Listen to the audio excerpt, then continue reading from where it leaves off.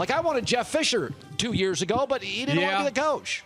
Yeah, so I think that you have to start, if you're USC, you have to start with the premise that we're just going to go get the best football coach that we possibly can. I think colleges nowadays, programs, I think that they do themselves a huge disservice when they put themselves into a box and they say, we've got to get a West Coast guy, we've got to get a guy that's a defensive-oriented coach or an offensive-oriented coach, or we've got to get someone that is not like our old coach. I think you've got to go the Michigan route. And they said, we're going to go get that guy because he's the best coach we can possibly get, period. Who's out there like that? I think that Chip Kelly comes to mind for me. I think Chip would be really good at USC. And he's single. He can get up and move tomorrow. He can move tomorrow, and I don't think he's loving the NFL. Now, I could be wrong. That's just my mindset from afar. And then I would look at the coaches in college. The first call that I would make is Nick Saban. Why wouldn't you call Nick Saban? He flirted with Texas to the point that he had a real estate agent and his wife in Austin looking at homes. They had a contract drawn up somewhere around $10 million. That was real.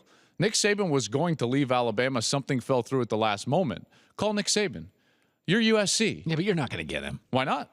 He's like 61. Did you really think Jim Harbaugh was going to go to Michigan when you first heard it? No, I did not. So, give him a call. I think that the premise with USC, though, is not with the coach, Colin. And I think that this decision about who the next coach is so important that they need to make sure their house is in order. I don't think Pat Hayden should be allowed to make that decision. Wow.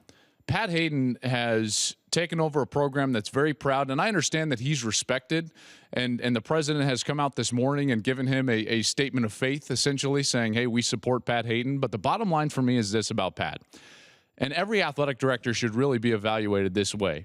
When you step into that office, down the line, is the program better off or worse off?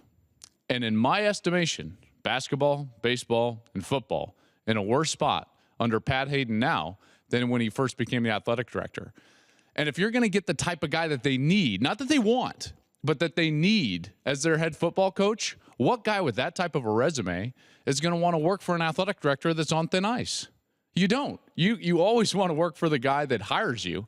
So in my estimation, I think the decision needs to be made about Pat moving forward before they actually start talking about head coaching candidates.